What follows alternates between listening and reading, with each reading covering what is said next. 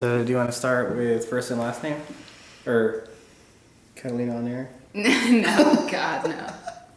I hate that that's my Instagram handle because people think like, oh yeah, Catalina on air. And I'm like, no, it's just Catalina. No. So tell me about yourself. Like, what do you do? So I'm a radio personality and TV host in Jacksonville, Florida. I'm the night show host at 97.9 KISS FM. So did you always want to be in radio? I didn't always want to be in radio. There was never a point in my life where I thought, yeah, I want to talk on the radio for a living. My career goals really changed as I grew up. When I was in kindergarten, I wanted to be a figure skater. What? And that didn't make any sense because I had never touched ice in my entire life. I just really liked the sparkly dresses. But when I got older, I think when I was in high school, I still didn't really have any clue what I wanted to do, but I had an English teacher, Mr. Fagan, in high school that all of my English teachers were great. I mean, I went to school in Orange Park, and at Lakeside Middle School was where I met an English teacher that like really made reading even more fun for me. I already liked reading, but she made literature really fun. And then in high school, Mr. Fagan taught us how creative we could be writing, and I was like, you know what, maybe I kind of want to be an English teacher. I really liked how he was just so cool. He was like this punk guy who wore like the big ball chain necklaces, and he had like hoops in his ears. He was such a cool dude. And I was like, I could be that. Like, I'm kind of cool. I wasn't really cool in high school. But I really liked how he talked to us, and it wasn't like kids. He talked to us like what the things that we said were interesting. And so I kind of wanted to, kind of inspire other students that way. And so I thought, I'm going to be a high school English teacher. And then started going to college, was going to community college. I took FSCJ? FSCJ. Uh-huh. And then I took my first teacher shadowing class. I did a week shadowing a teacher at Ridgeview High School. It was a summer school class, and I was like, this is not cut out for me. Being a teacher is not my thing. I don't have the patience. I'm not one of those saints. So I kind of had to start rethinking what I was going to do. And it was around that time where my dad passed away. I was 20 years old, and I was just kind of just going with whatever. I didn't know what I wanted to do in college, and so I was just kind of just taking classes, hoping to figure out what I wanted to do. General? Yeah, just kind of general. Yeah, just general prereqs. And then I had always had an interest in journalism. I read a lot of Time magazine as a kid. My parents had a subscription, and anytime they finished reading it, I would take them and read them, Oh, wow. cover to cover. And I just really liked, journalism. I was like an enthusiast and still am. So coming out of FSCJ, I decided to transfer to UNF as a journalism student, as a broadcast journalist. Oh, wow. And then, of course, the plan totally changed again, because as I'm taking these classes and I'm listening to these teachers, and, my professors were people that worked in the field, for decades, and they had great connections, and they would bring in speakers who had also worked in the industry for a long time. And, I'm listening to these people who are giving us advice and words of wisdom, and I'm thinking, I don't think journalism is for me. Oh. I don't think it's for me. I love it, and it's such a foundation of what I do, because I had all these writing classes, and you learn a lot of ethics and storytelling and all that still. But journalists, and reporters, they have this thing in them that just drives them to get a story no matter what it is. And, it could be something as tragic as a school shooting, or it could be something as exciting as, just a festival in the city. And for me, I wanted to, I'm an emotional kind of person, even though I come off as such a bitch, someone who doesn't really care, but I'll cry watching Disney movies. Mm-hmm. Certain things get to me, and I was like, I don't have that thing that, other journalists have that push them through tragic stories and emotional stories. I'll lose it if I do stories like that. So I decided to change my major to video production. Because I really I like the idea of storytelling, and I could still write. We were writing scripts, we were writing stories still, so I just decided, and that's what I graduated with, was a video production degree from UNF. But why do you switch? Why do you switch from writing to video? because the way that I learn is visual. I have to see things in order to learn them, and I really liked that I could combine the way that I learn and put it out the same way. And it's just so fun to see things go from paper to then setting up a shot and starting to see your vision kind of be created, and then seeing the finished product. Yeah. It was such a fun feeling, and I mean, it was a blast. It was a lot of hard work, but I had so much fun in college. We'd spend hours in the editing lab, and I loved it. I really loved it. Let me, Oh. How did your teacher make it fun? Like when you were, was it like the writing class? What, in high school or in college? Yeah, in high school. He was just a fun kind of guy that it made me more excited. That's not necessarily all of my classmates, but it made me more excited to dive into my creativity or dive further into a story that we were reading, because he was excited, and so I got excited. Yeah. I don't know, that's just how it was for me. Cool. So then, so you're writing, like, well, so you said you like have to have like a visual. So when you read, do you like to have a lot of pictures, or, you know what I mean? Yeah. Because you're visual. No, it's, when I'm, like, if I'm reading a story, I'll get a vision of what I'm reading in my head. It's almost like reading the words off the page and I'm making a movie in my head. Yeah. Like, I see people and features and scenery and all that. Yeah, because like me, like I can't read for shit. Like I hate it. Like I need pictures. Really? Like I need video. But so that's why it kind of threw me off that you switched from, like, why did you switch from, journalism to video? It was a way to, because at the core, I love telling stories. I love sharing other people's stories, because I don't necessarily have like people go into nursing or people go into culinary school and they have like a trade that they're really good at or something. Yeah. I didn't necessarily have that. I just loved telling people other things that I had heard. It was almost like a game of telephone. Like, oh, this chick told me something that she does that's really cool. I want to tell you about it. Uh-huh. And so the journalism was kind of a way to start doing that, but... Like, did you realize something was missing, or? Yeah. Because journalism, it was the way they were explaining it to us was like, this is going to be a 24/7 job for you. You're going to...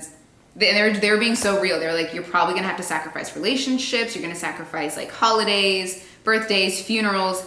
And at that time in my life, I was like, no, that's not really something. Because you're trying to get the story. And exactly. Yeah. The news never stops. Yeah. The world keeps going, and you gotta find out what's going on. Uh-huh. And I just didn't think at that time in my life, I was like, I don't know if I have it in me to, one, cover these, super emotional, sometimes tragic stories and walk away like I can't just emotionally shut myself off like that when it comes to other people. Mm-hmm. And I also just didn't think I had it in me to, just drop whatever. Because my family and I, like, we're fairly close, and I didn't think I could just drop whatever I was doing, or like miss a friend's wedding, or miss my a brother's wedding, or my niece or nephew's birthday or something. So I was like, maybe, this just isn't for me. But it was mainly just that drive that journalists have to, dig for the truth. Yeah. When it comes to anything. Yeah, I wanted to be a chef, but then I was like that. But then it was like, you're gonna be missing the holidays. Like, if it's a holiday, you're working. If it's like New Year's, we toasted us back to work. I was like, Yeah. I was like, New Year. This is the last time I will ever do this for New Year's, because this is the time where you're supposed to just have fun. Yeah, and granted, like, it hasn't changed that much with me being in radio, because we still have to work holidays. Like, there's just some days where. Thanksgiving, sure. Like, I remember my first Thanksgiving when I was working in radio, they needed help at the sports station running the board for all the football games that are on Thanksgiving. Like, how do all those football games end up on the radio station? It's not by magic. Someone has to be in there to make sure the feed's coming through and it's all working out. So I spent my first Thanksgiving working in radio, running the board. And thankfully my family was really understanding. Yeah.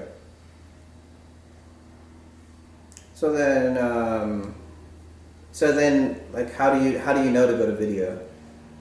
What do you mean? Because you're doing journalism. How do you, like? So then, like, do you just start wondering, what else can I do? Yeah, because I was already at UNF's School of Communications, and I kind of looked at whatever else was available major wise, and there was this new program called electronic media, essentially video production, that didn't have to do with journalism, and so I thought it works for me. Did you see a video, or you just kind of started looking and you're like, that looks interesting? Yeah, I just kind of started looking into it and piqued my interest. Nice.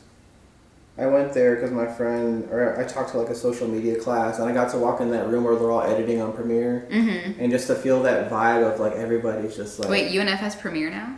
Yeah, they have this lab, and they were all editing, and like they were all like bouncing ideas off each other, and I was like, I just felt it. You know Yeah, what I mean? it was such a really great collaborative space. Like that was the first time I had ever been, you know, like we'd all did group projects as kids in school and stuff, but UNF was so different. Like you had, I think I had maybe 15 classmates, and we were all there for the same reason, for the same major, and it was just so inspiring to constantly bounce ideas off of these other people that want to have the same creative vision that you do, or they see things differently, and you know it might affect your project or your idea a little differently. It was great.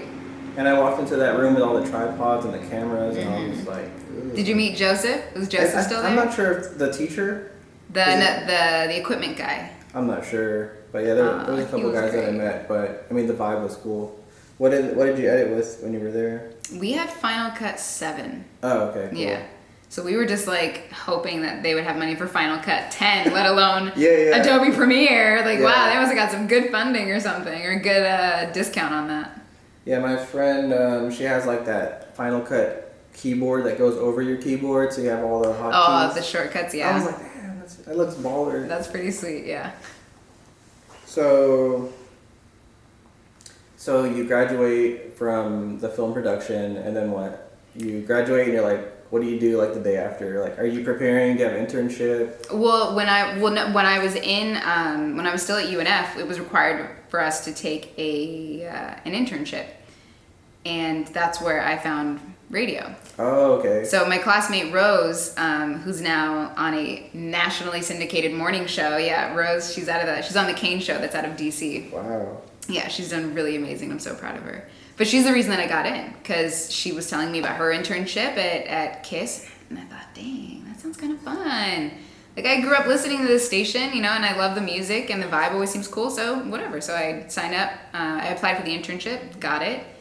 What kind of internship was it? It was a programming internship, so I got to shadow the afternoon host every day, and it was a lot of fun. By the time that I started my internship, Rose had already been hired part-time. And so it was the three of us. It was the afternoon guy, Dustin, and then Rose and me. And we would be in the studio together every day from 3 to 6, 3 to 7, helping him with his show, writing blogs, learning how to program stuff, learning how the board worked, how the system worked, you know, everything. And it was really eye-opening to see how radio worked behind the scenes. And it was also how I found out that it was fun, and I was kind of good at it. Like, I had a natural ability for radio, and I thought, this is pretty sweet. I think I want to do this. That's cool. Yeah. But like, so, you know, you graduate video production. Do you do the internship because of Rose? So I tried out that internship because of Rose, and then I actually got a second one with Vistacon. So with Johnson & Johnson. They had an in-house video production. Oh, wow. Yeah, in-house production, and they were great. So you did that too? Mm-hmm. Yeah, I did 2 internships while I was at UNF, and they were great. They taught me a lot about actually setting up shoots and more equipment, and just learning more about the actual streamlined process of conception to actually shooting to then post-production. And it was great. That was a really cool experience. Cool. And I thought, even when I did that second internship, I still thought, like, you know, I'll still do video production. Like, I'll find some work somewhere. And, like, I liked it. It was fun, but I wasn't necessarily passionate in the way that I was about radio. Like, radio was a spark that I wasn't expecting at all. But being able to be me and connect through people and just... It was a connection that I wasn't expecting. And so I was in school and doing the second internship, and I'm still planning on getting a production job afterwards. So I'm like, you know, meeting these new contacts through this internship and thinking like I'll get a job. You know, there's plenty of production houses around Jacksonville. I'll find something. I'll work as a PA. I'll figure it out. I'll use this degree that I'm paying so much money for. And I was still at at KISS, and I was like, I really like this. I think I'm gonna try this full time. Nice. So when I graduated, I applied at KISS to work part time, and then I got it, but I still had to find a second job. So I worked just kind of random jobs. I actually applied at First Coast News to be an editor, because I was thinking, like, I need another part time job. I want to put this degree to good use, but it didn't work out Like because a video editor. Or okay. yeah. Cool. So just like whenever reporters came in, they would just dump all this video and be like, hey, this is what I need the story to look like, and then just cut it up. And so I went in, interviewed for it, and because of the schedule that I had, I didn't want to. They wanted me like nights or something. I don't know. The schedule didn't work out. I don't remember exactly what happened, but I didn't get it because I was putting radio as my first priority, and I didn't want to change that schedule to accommodate a second job. So I worked as a concierge at a high-rise downtown as my second job, and I was working like 7 days a week for a solid year. But yeah. So at KISS, there was only a part-time position open. That's why you applied. Mm-hmm. That's cool. But it was a foot in the door, and I was still able to come in and sit with the afternoon host with Dustin every single day. Is that the guy that won that pie eating contest? No, that's Seth. Oh, okay. No, that's Seth. Dustin Cross doesn't live here anymore. But okay. he was our old afternoon host when I started there. That's and cool. I was just learning anything I could, and just started practicing on, Catalina, the personality. And so we would work together, and I would do like fake shows, and he was just teaching me how to be like an on-air personality. Oh, that's cool. Yeah. Yep. That's cool. So like, I feel like my journey too is like jumping all around too, and it's like never what I thought it was going to be, that what I planned for. So what advice do you have to people about like, they're like 22 or like in their 20s and they're like, shit, I don't know what I'm supposed to be doing. Like, what kind of advice do you have for people? I mean, it'll just come to you. That's what happened with me. I thought going into college I had a plan, and then that changed, and then that new plan changed, so just kind of listen to your intuition.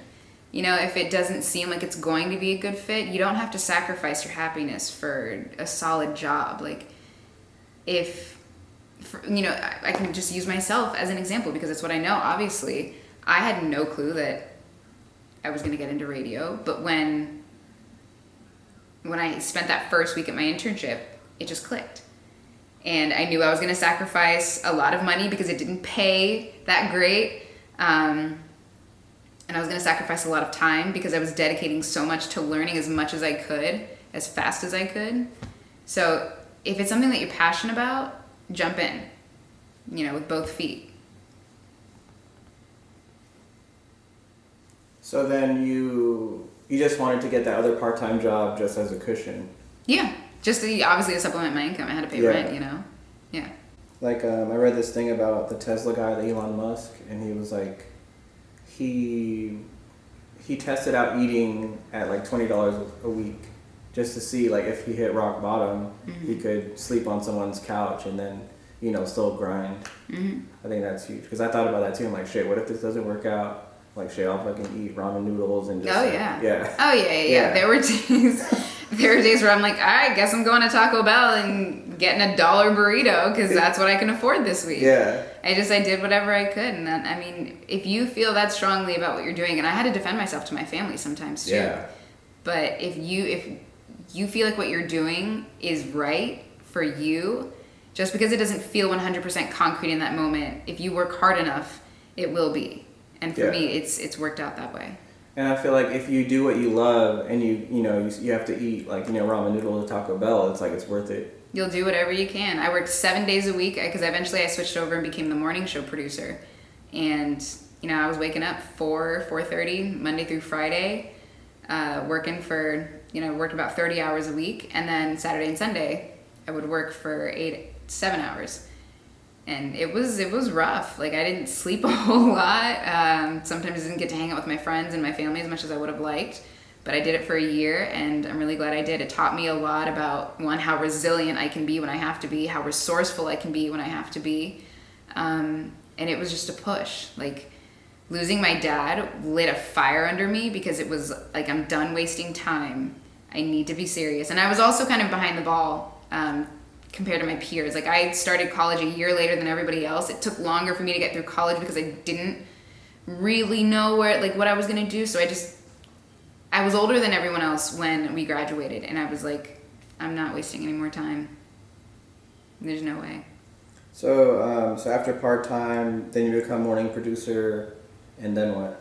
And then eventually, I was a programming assistant. So I went from being the morning show producer to then just working during the day and helping out my boss, like programming assistant duties. And then I got the the weekend on-air shift. So I went from working mornings and having a Saturday morning on-air shift to then getting to work during the day and getting a daytime Sunday shift. I'm sorry, in reverse. I got a Sunday early morning shift from like 6 to 8 a.m., which is where they put like the newbies and stuff. Mm-hmm. And so I went from working Sunday early morning on air to getting like Saturday afternoon. I was like late morning. And that was really cool, like, because that's what I wanted to do. I wanted my shot on air, and my boss worked with me a lot at the time. And it was really good to finally be like, okay, cool, Catalina, you're 10 to 3 every single Saturday, or 10 to 3 every single Sunday. So is that considered like the best time? No, on the weekends, no. That's where they put all the new people. Oh, okay. Yeah, so that was, like, I had to work really hard just to get to a weekend on-air time. And then eventually, I kept working, and it got to the point where my boss was like, okay, hey, our night guy's not able to do his show tonight. Do you want to fill in? The first time I ever filled in on a weeknight, I thought I was going to throw up, like, all over the studio. I was so nervous.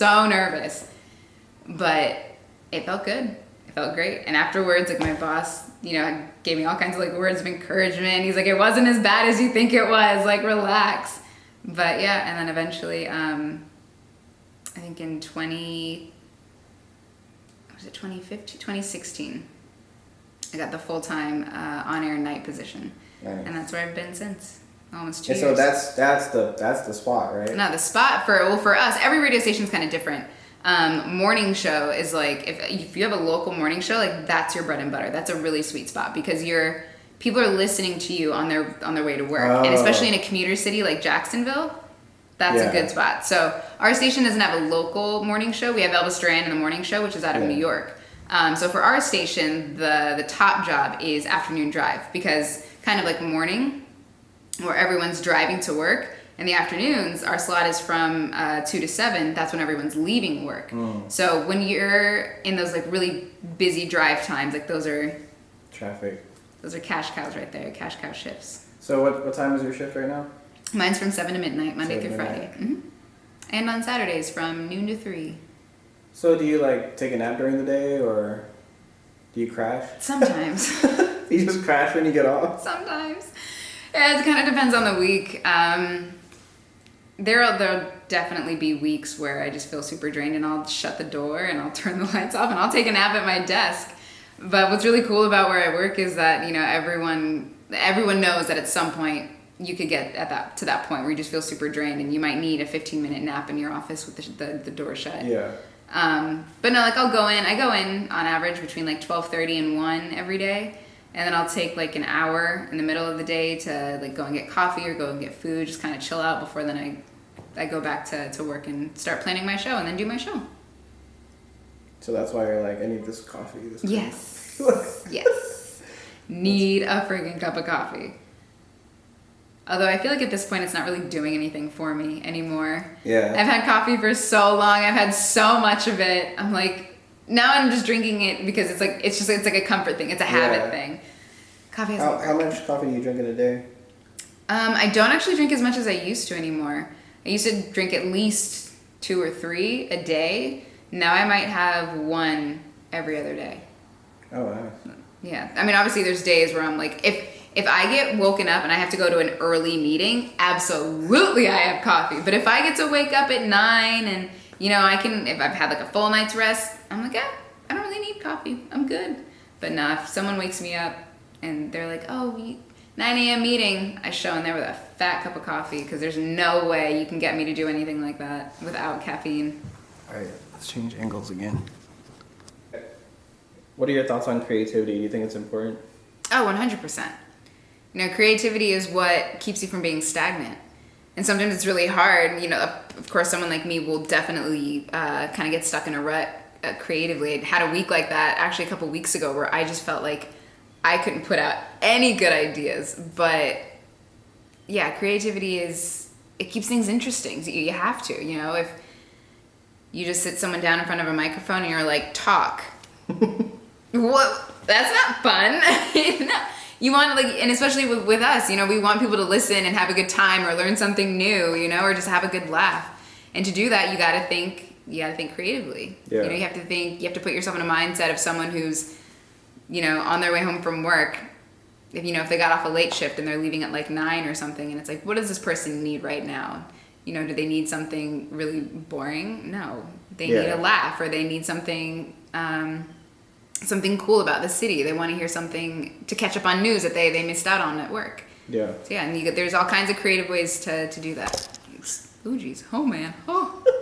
Oh God. So because I feel like all creatives get into a rut, like you said. So what do you do to get out of it?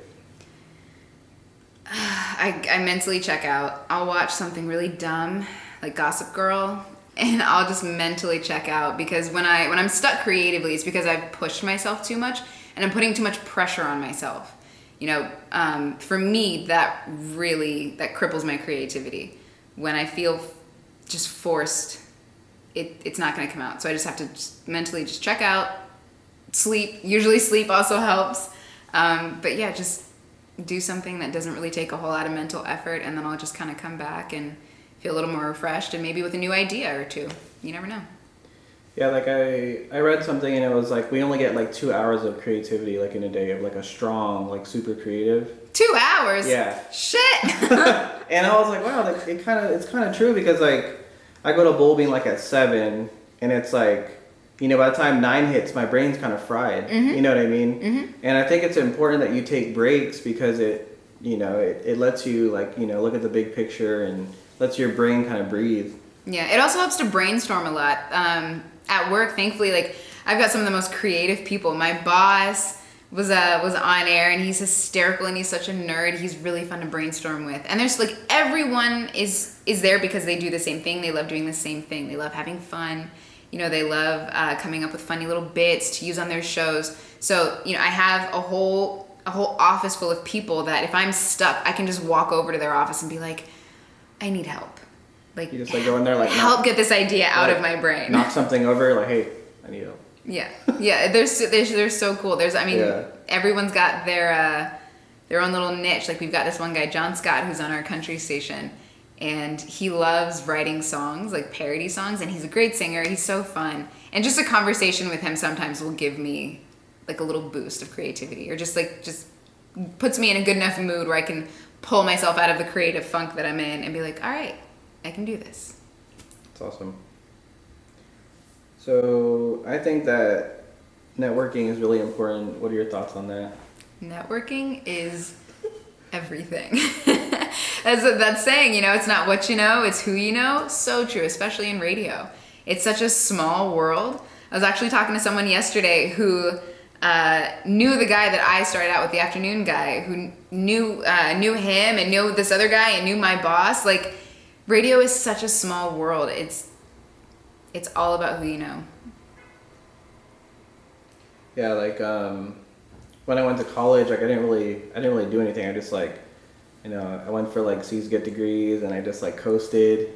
It's like, I need to be in this class. But I feel like if I did it again, I would totally like join all the clubs and stuff like that, because that's like everything now. It's just like everything is word of mouth, and it's because I know somebody. Like every job I get, like even like when you said you got it through Rose, it's like because you knew her.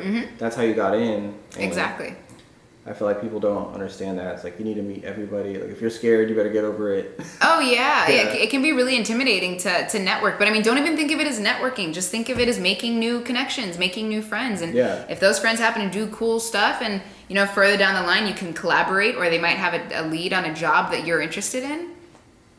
Great. But again, the term networking does seem kind of intimidating, especially like you're in college and you're thinking, oh, I have to buy a pantsuit and go to this networking event and try to find a job and like put together a 5-year plan. It doesn't have to be like that, I think it's really great that a lot of groups are putting together these sort of like mingling, like networking mingle events where you're just going to have a glass of wine and talk to new people and see if you mesh with them and, you know, see if they're doing something that you're interested in trying out. I think it's super important to look in other places and meet new people because you never know. You never know what could happen. Yeah, like anyone can help you. Like, I met this guy at Bowlby, and he's like an architect, but he works on restaurants too. So he's like, hey, this restaurant needs your help.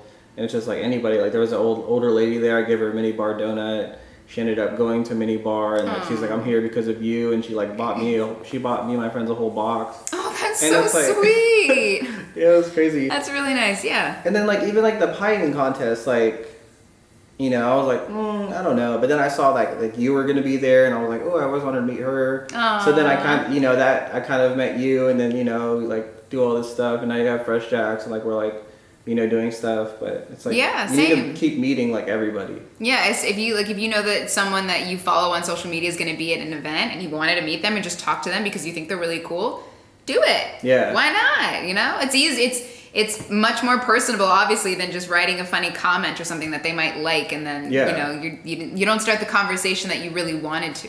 Yeah, like I got invited earlier to this thing, and it was like with Ford. And they were promoting like their new expedition, and I was just like, the girl that invited me, I knew her from social media, so I was like, sweet, I could meet other people and her. So I met all these fashion bloggers, and they were like, can you take a picture of us? I grabbed the camera, and there's makeup all over the thing. I was about to put my eye on it, and I was like, I've never seen a camera with this much. It's just like caked on. Those are my girls. There you go. Funny. But I met all the fashion bloggers, and they already knew who I was, and I was talking to the Ford lady, and she's like talking about ideas, and she's like, I wanted to talk to you about like going down A1A to like all the restaurants, and, you know, us filming it, like you get to borrow the expedition. And I was like, hey, I have a drone, I can have the drone following the expedition. And I'm like, damn. So it's like, you never know, like you have to do everything. Yeah, always branch out, always get out of your comfort zone, because sometimes that's where you'll find the really cool stuff. Yeah, and it's like you could be safe and, you know, work a 9 to 5, but like it's just, you could miss so much opportunities if you don't branch out. It's like you'll never know if you don't go out there and talk to people. Yeah. It's just how it is. How old are you? I'm 29. I turned 30 this year. Which is a whole other thing. Oof. I used to this is so terrible, but like just 3 years ago I was telling people I need to die before I turn 30. I need to die doing something like really cool, like cliff diving or skydiving, something, because I don't want to turn 30. It was... Why? It was so... Because the idea of turning 30, it was like... And there's just some kind of mortality that came with it, or like, you know, life goes downhill after 30. And it was so wrong. I could not have been more wrong, because... When I turned 28, I still had the same mindset. I was so miserable. I was like, I can't believe I'm going to be 30 in 2 years. And it also came from constantly comparing myself to my peers. You know, I don't make as much money as this one guy who works in finance, or this one chick that, you know, works somewhere else. And even though I have these great friends who would constantly remind me, like, Catalina, you have to stop comparing yourself to people that aren't doing the same thing as you. You know, you're on completely different life paths. If you're happy, that should be enough. And so when I turned 29, I was actually excited, because for the first time in a while, I felt confident in my job, and I felt really confident in how I had grown professionally and just in life, and who I was turning into as, you know, not a young adult anymore, as a woman, as a career lady or whatever. And when I turned 29, I was like, this feels really good to finally feel confident. That's so awesome. I was like, 30, let's bring it on. Let's I'm go. ready. Dirty 30, let's do it. That's awesome.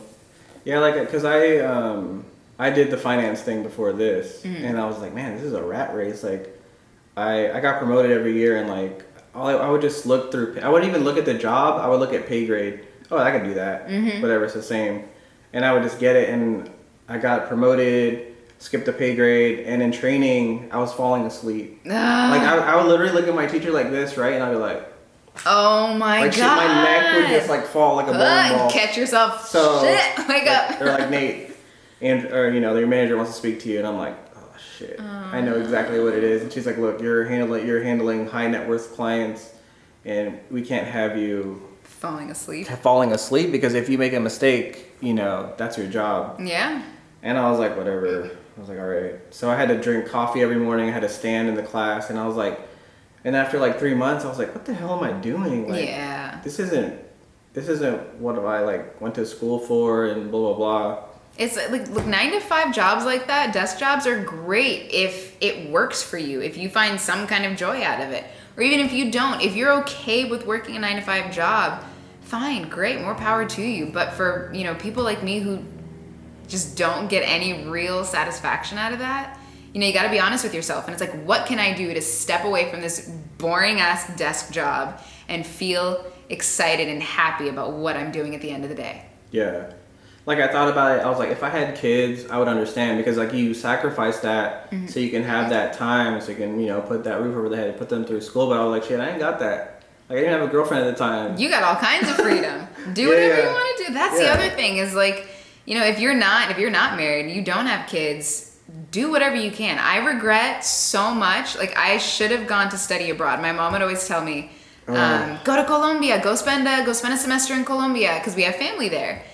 And I was always like, no, like money, I don't have enough. Like I would miss a whole semester. I'd be even more behind than I already am. Like I can't do it. And to this day, like mom was right. I should have done it. I should have done it when I had the chance, because you're in college, you don't have, or at least I didn't have as many things depending on me. Yeah. You don't have all these things tying you down. So that's the time to do it. Yeah. That's awesome. I should have. That's one of the things I want to do. I want to go to Japan. I want to go to France, and I feel like if you go like to those places, like you'll come back different. Oh yeah, traveling is one of the best things you could do. You learn so much traveling. Thankfully, my family and I lived in Turkey for the first 5 years of my life, and so I learned at a very early age. All the fun things you can learn by traveling, and all the different experiences you can have, and having such a multicultural family and just a friends group growing up. Diversity is beautiful, and so if you ever get the chance to travel, do it. Even if it's different parts of Florida that you've never explored. Yeah. Just get out of your bubble and go experience something new. Why not?